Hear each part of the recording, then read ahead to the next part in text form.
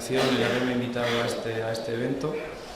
Y bueno, como veis, yo os voy a hablar un poquito sobre los bosques cantábricos y su fauna, básicamente entre las relaciones y la gestión. Como todos sabéis, bueno, las relaciones entre la fauna y los bosques es conocida, entonces me gustaría centrarme en la gestión de las masas. Por un lado, habría que evaluar la síntesis de la problemática. ¿Cuál es el problema que tiene ahora mismo la fauna protegida, especialmente para desarrollarse en las masas cantábricas? Bueno, en primer lugar, yo creo que la normativa de espacios naturales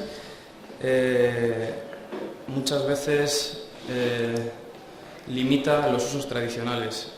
Por desgracia, esta limitación, a mi parecer, es contraproducente, porque lo que estamos ocasionando es que lo que ha llevado hace 30 o 40 años a que hubiese cierta biodiversidad y ciertas especies, ahora, al limitar estos usos, pues estamos un poco condicionando la recuperación de esas especies.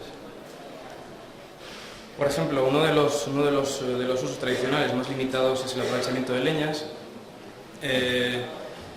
con lo cual estás condicionando a que la gente de esas zonas pues ya no pueda disfrutar de sus montes ni de sus aprovechamientos y bueno, esto tiene unas consecuencias negativas que ahora os explicaré. Por otro lado, el pastoreo. Como bien decía Miguel, se han visto obligados a actuar en ciertas zonas de pastoreo de alta montaña, de media montaña, ya que ya no existe este uso. Y bueno, uno de los motivos por los que no exista este uso es las normativas que a veces nos limitan estos aprovechamientos. Y bueno, ¿qué no decir de la caza? La caza hoy en día, por desgracia, es un aprovechamiento que está muy mal visto y bueno, yo quiero reivindicar desde aquí que la caza es un aprovechamiento necesario siempre y cuando se considere una gestión cinegética para la conservación, no una gestión puramente lucrativa o de ocio.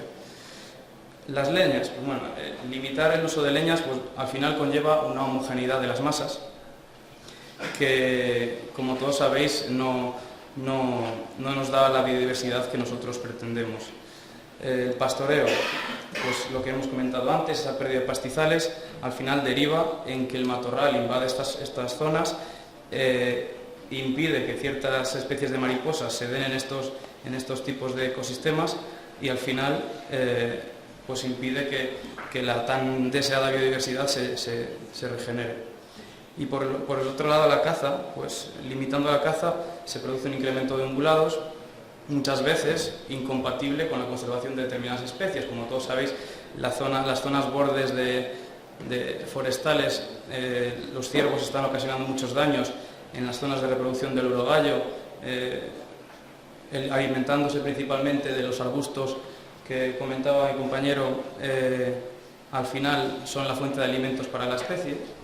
Y todo ello, que es un poquito la conclusión a la que yo quería llegar, redunda en la reducción de biodiversidad.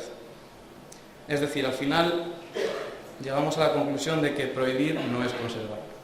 Eso es un principio, yo creo que básico, y que bueno, aquí hay gente que o tiene la capacidad de gestión o la tendrá si está estudiando y debería tener en cuenta de que cuando prohíbes una cosa no necesariamente la conservas. Es decir, hay que buscar la manera de sacar un beneficio económico a poder ser o, en el caso de no darse esa situación, buscar la manera de gestionar. Y eso es un poco la manera que yo tengo de ver este tipo de actividades. Las principales herramientas de las que disponemos para la gestión pues son dos. La gestión forestal para la conservación. En este sentido hay que saber diferenciar entre cuando una masa le buscas un carácter productivo o un carácter protector. En todo caso hablamos de las masas protectoras, no productoras. Creación de claros en masas adultas en especies longevas. Bueno, pues esta creación de claros en árboles que tengan una esperanza de vida muy alta, como pueden ser robledales o masas que se pueden echar cientos de años sin crear claros en el medio, y demás, pues podría ocasionarnos que sea un espacio muy homogéneo, y esto también, como hemos dicho antes, redunda en la heterogeneidad de las especies y en la biodiversidad.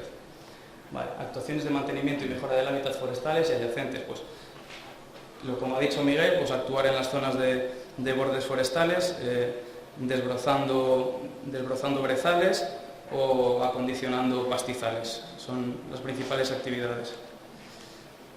Bueno, ¿qué decir? La heterogeneidad es biodiversidad. Esta heterogeneidad, me refiero a la heterogeneidad forestal.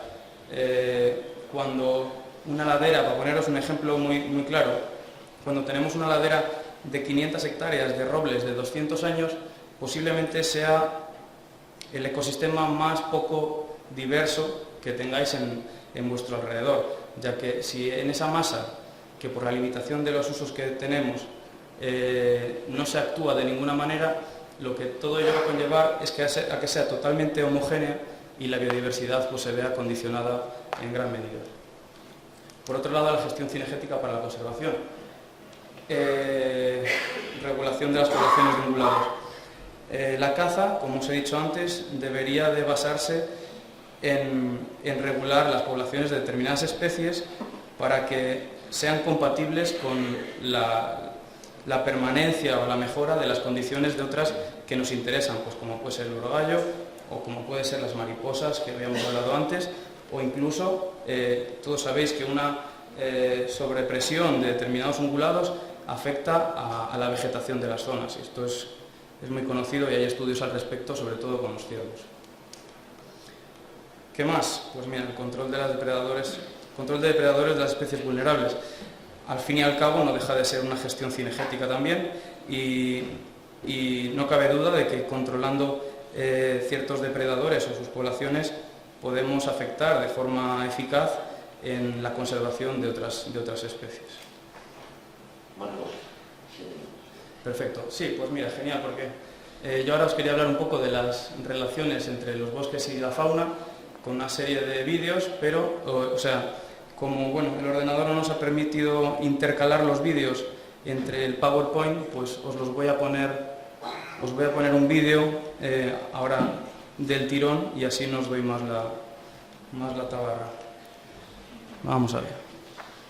Deciros que el vídeo está compuesto por imágenes que he tomado yo, especies en libertad en todos los casos, y que bueno, espero que os guste.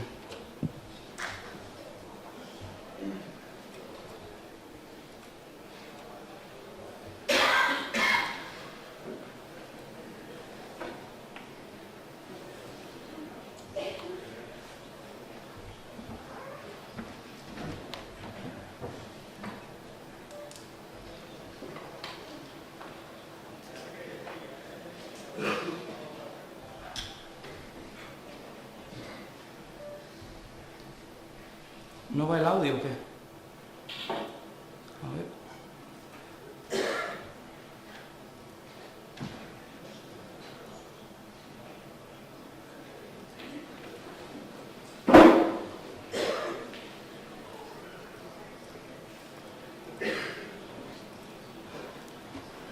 Fran, ¿sabes algo de...? Hace un momento iba.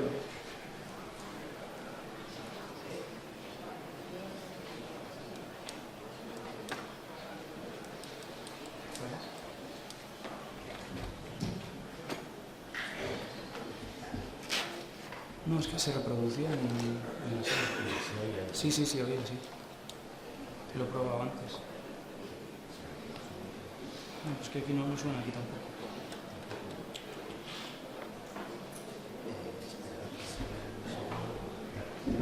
Vamos a ver.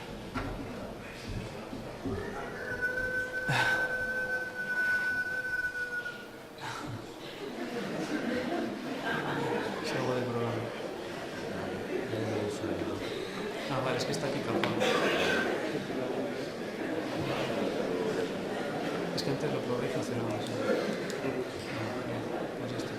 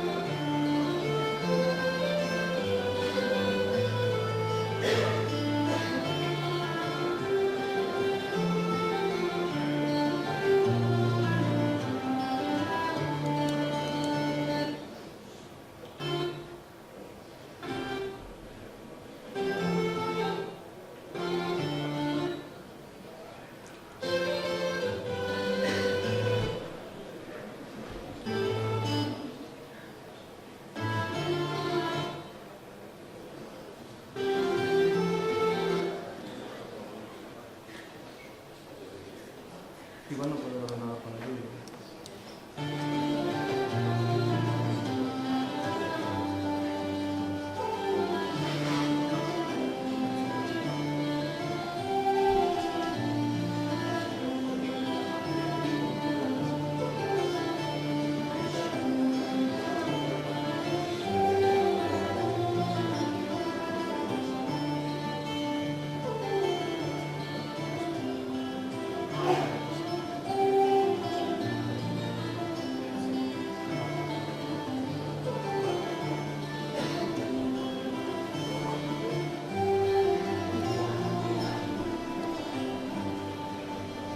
Este es un oso adulto que estaba siguiendo una hembra para reproducirse en el mes de marzo.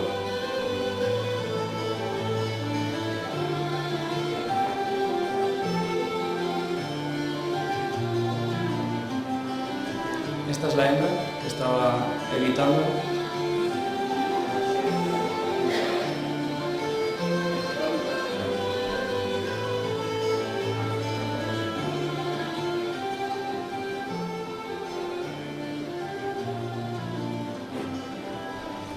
Este es otro macho, como veis tiene una mancha blanca en el lomo y bueno, estaban los dos siguiendo el rastro de la misma hembra.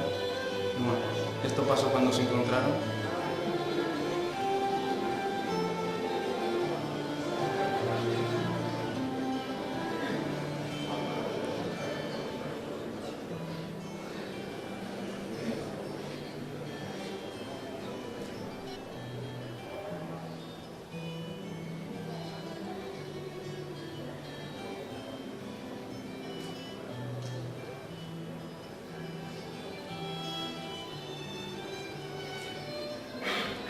Al final el macho que estaba por la parte de arriba ganó y fue el que se fue con la hembra.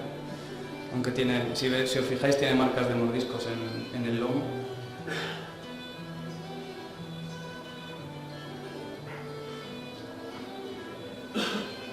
Y bueno, un poco lo que pasaría unos meses después, al año siguiente.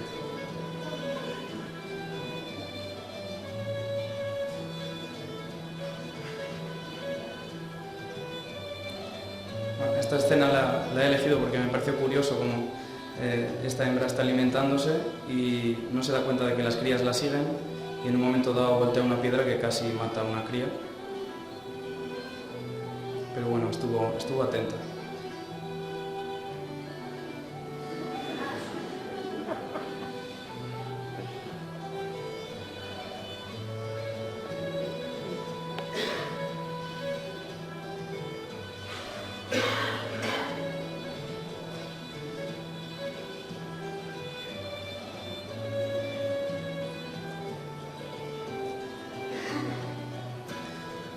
Aquí vemos como el lobo está atento abajo y es una interacción con un oso, posiblemente sea la primera vez que se graba esta interacción entre estas dos especies.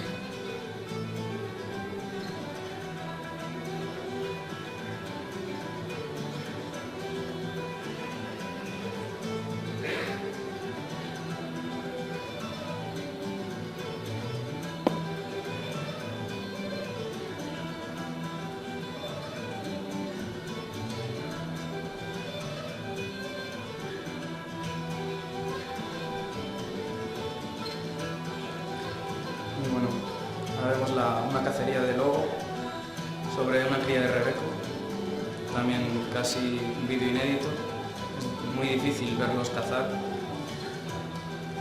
y mucho más difícil conseguir grabarlo.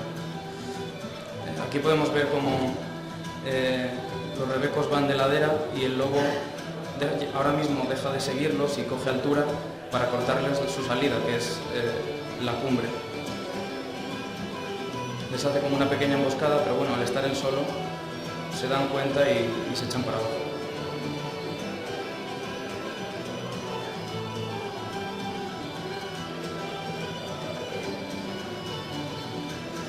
Al final se le escapó, pero bueno, a los pocos días lo vi comiendo, así que seguramente fuese esta cría u otra.